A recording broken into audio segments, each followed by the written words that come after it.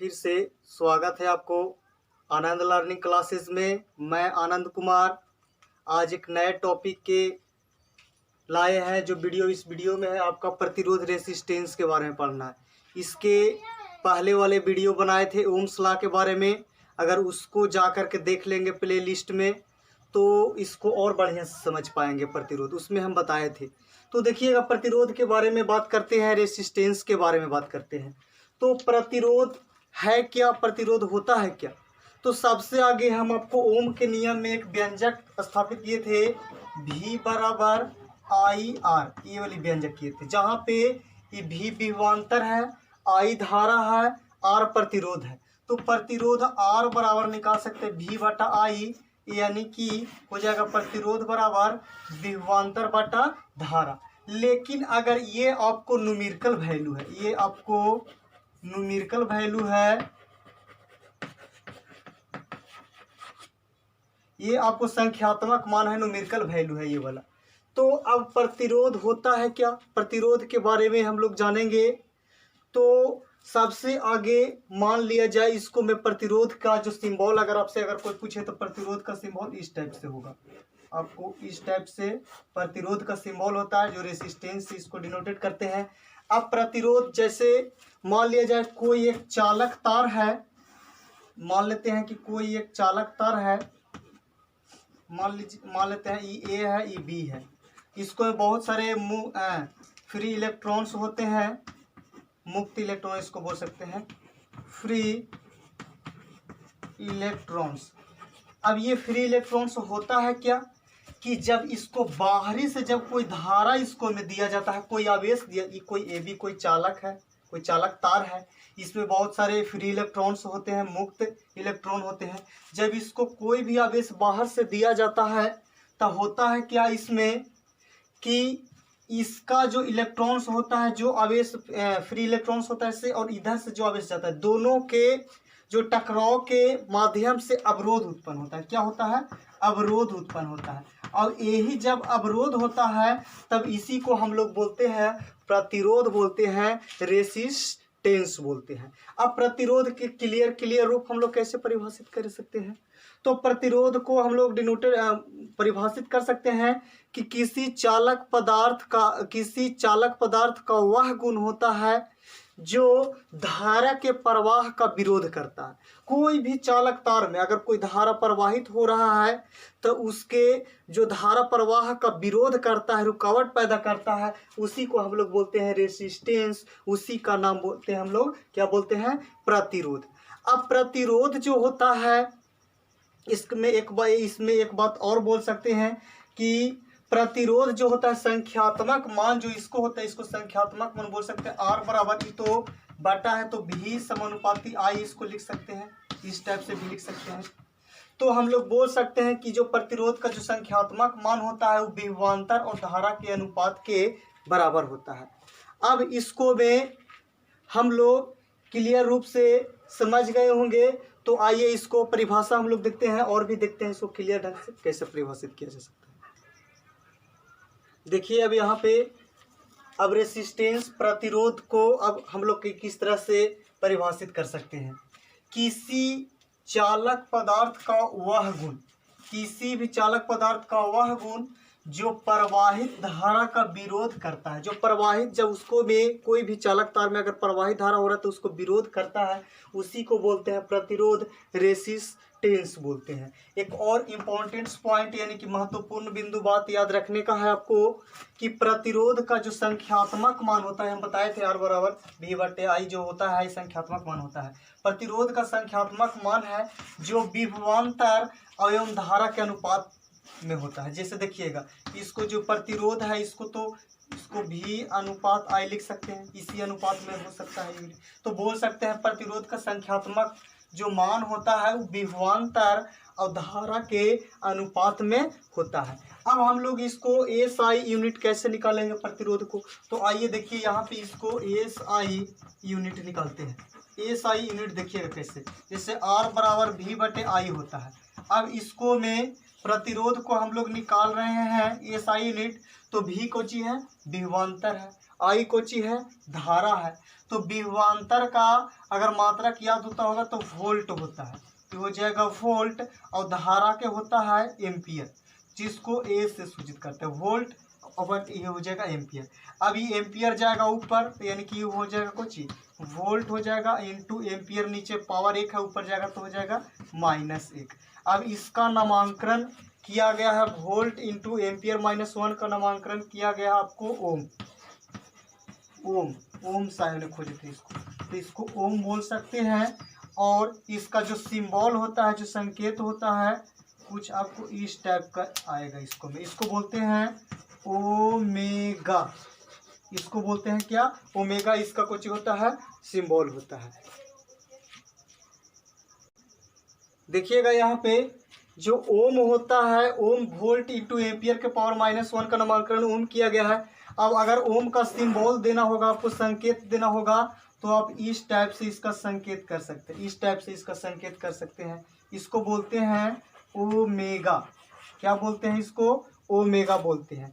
अब देखिएगा यहाँ पे इसका SI यूनिट अगर पूछेगा कि रेसिस्टेंस यानी प्रतिरोध का मात्रक क्या होता है, तो ओम बोल सकते हैं। ओम को इस टाइप से सूचित करते हैं, इसको ओमेगा बोलते हैं। अब अगर आपको एग्जाम में पूछते कि बताइए 1 ओम किसको कहते हैं, 1 ओम किसको कहते हैं, तो 1 ओम का परिभाषित करना होगा। तो देखिएगा 1 ओम का अगर परिभाषित आपको करना होगा तो 1 वोल्ट इंटू 1 एम्पियर। देखिएगा यहाँ पे इसको याद रखेंगे, बोलेंगे किसी भी चालक तार पर, किसी भी चालक तार से 1 वोल्ट, कितना? 1 वोल्ट विभवांतर पर 1 एम्पियर की धारा प्रवाहित किया जाता है। किसी भी चालक तार से 1 वोल्ट की विभवांतर पर 1 एम्पियर की धारा प्रवाहित की जाती है, तब उसको हम लोग बोलते हैं, क्या बोलते हैं? 1 ओम बोलते हैं। अगर आपको लिखना होगा तो लिख ले सकते हैं कि 1 ओम का परिभाषा क्या, 1 ओम किसको बोलते हैं, तो बोलेंगे किसी भी चालक पदार्थ से 1 वोल्ट की विभवांतर पर 1 एम्पियर की धारा प्रवाहित होती है, जिसे क्या बोलते हैं? 1 ओम बोलते हैं। अब देखिएगा जो प्रतिरोध होता है किन किन कारकों पर निर्भर करता है, तो आइए इसको आगे स्लाइड में देखते हैं। देखिएगा प्रतिरोध यहाँ पे, तो प्रतिरोध निम्नलिखित कारक पर निर्भर करता है। तो प्रतिरोध किन किन बातों पर निर्भर करता है, तो चालक की लंबाई, जो चालक तार कोई भी उसका लेंथ होगा उस पर निर्भर करेगा। चालक के अनुप्रस्थ काट के क्षेत्रफल, तो अनुप्रस्थ काट के क्षेत्रफल क्या होता है, जिससे मान लिया जाए ये चौक है, अब इसका जो आगे जो जितना क्षेत्रफल बनाता है, ये जो पूरा है, इसी को बोलते हैं अनुप्रस्थ काट का क्षेत्रफल बोलते हैं। तो किसी भी चालक जो होता है उसका अनुप्रस्थ काट के क्षेत्रफल पर निर्भर करेगा। चालक के ताप पर देखिएगा यहाँ पे जो टेम्परेचर जितने इसको बढ़ाएंगे उतना ही चालक भी बढ़ेगा, उसका धारा भी बढ़ेगा। लेकिन अर्धचालक की अगर बात करेगा तो इसको जस्ट अपोजिट हो जाएगा। फिर किसी भी चालक पदार्थ की प्रकृति उसके नेचर पर करता है। अब देखिएगा यहाँ पे कि किसी भी चालक तार के जो चालक की लंबाई होता है वो प्रतिरोध के क्या होता है? समानुपाती होता है। इसको बोल सकते हैं किसी भी चालक लंबाई जो होता है प्रतिरोध की क्या होता है? समानुपाती होता है। और इसको में चालक के अनुप्रस्थ काट के, अगर किसी भी चालक तार के जो होता है जो प्रतिरोध होता है वो अनुप्रस्थ काट के क्षेत्रफल के व्युत्क्रमानुपाती होता है, यानी कि प्रतिरोध हो जाएगा अनुप्रस्थ काट के क्षेत्रफल के व्युत्क्रमानुपाती हो जाएगा। अब देखिएगा इसको से हम लोग इसको से समीकरण निकाल सकते हैं। तो देखिएगा पहला निकल गया R समानुपाती L, समीकरण 1 मान लेते हैं। दूसरा है R समानुपाती 1/A है, इसको समीकरण मान लेते हैं 2। अब ये दोनों समीकरण को संतुलित करते हैं। अब दोनों समीकरण को लिखेंगे यहाँ पे कि समीकरण 1 एवं 2 को संतुलित करने पर, या संतुलित लिखिए या और भी लिख सकते हैं, संतुलित करने पर। अब देखिएगा इसको में ये दोनों R तो एक के धन है, समीकरण से भी चलेंगे तो R हो जाएगा, समानुपाती हो जाएगा, और E हो जाएगा L, और गुना हो जाएगा 1/A हो जाएगा। अब अगर इसको निकाल सकते हैं तो R समानुपाती एल वाई ए निकाल सकते हैं। तो ये आपको हो गया। और भी अगर इसको कर रहे हैं समानुपाती को अगर तोड़ना है तो ई आर हो जाएगा और समानुपाती हटता है तो बराबर हो जाएगा, और इसके बदले में आपको एक आ जाएगा कांस्टेंट आ जाएगा, इसको बोलते हैं रो। क्या बोलते हैं इसको? रो बोलते हैं। इस टाइप से आपको दिया जाता है, रो इसको बोल सकते हैं। तो देखिएगा इसको आगे स्लाइड में, नीचे तो नहीं दिखाई देगा, आगे देखिएगा। देखिएगा अब यहाँ पे तो आर समानुपाती एल वाई ए निकल गया। तो अब देखिएगा आर समानुपाती को हटाते हैं तो बराबर आ जाएगा, कोई कांस्टेंट लेते हैं, इसको बोलते हैं रो। जो कांस्टेंट आपको लिए है रो, एल है तो एल, अब वाई हो जाएगा ए। जहाँ हम लोग लिख सकते हैं कि जहाँ इसको हम लोग बोलते हैं रो। क्या बोलते हैं? रो। आर एच ओ बोल सकते हैं, रो बोल सकते हैं। जहाँ इकोची है रो, रो जो हो जाएगा वो आपको कांस्टेंट हो जाएगा, कांस्टेंट हो जाएगा आपको रो। अब देखिएगा यहाँ पे कांस्टेंट हो जाएगा रो। तो अब आगे देखिएगा यहाँ पे आपको रो कांस्टेंट हो गया। अब इसको हम लोग एक नाम इसको बोल सकते हैं प्रतिरोधकता भी बोलते हैं। क्या बोलते हैं? प्रतिरोधकता। रो को क्या बोलते हैं? प्रतिरोधकता भी बोल सकते हैं, या एक नाम और है विशिष्ट प्रतिरोध भी बोल सकते हैं। विशिष्ट प्रतिरोध, विशिष्ट प्रतिरोध भी बोल सकते हैं।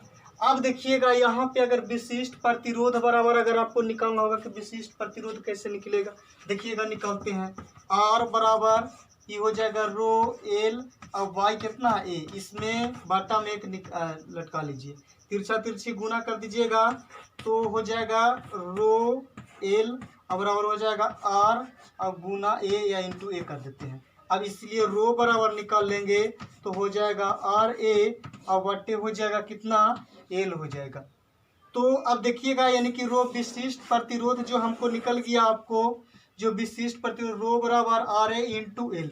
अब इसको अगर आपको एस आई यूनिट निकालना है, देखिएगा एस आई अगर यूनिट आपको निकालना है तो देखिएगा कैसे निकल जाएगा विशिष्ट प्रतिरोध के। तो रो बराबर होता है आर ए और बट्टे कितना है? एल है।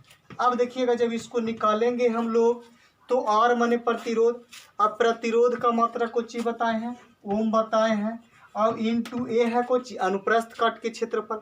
तो क्षेत्रफल के अगर पढ़े होंगे तो आपको याद होगा कि इसका मात्रक होता है मीटर स्क्वायर, और बट्टा में एल माने लंबाई, लंबाई के क्या हो जाएगा? मीटर, मीटर से मीटर खत्म हो जाएगा, हो जाएगा ओम इंटू मीटर। तो आपको याद रखना है कि विशिष्ट प्रतिरोध या प्रतिरोधकता का जो मात्रक होता है क्या होता है?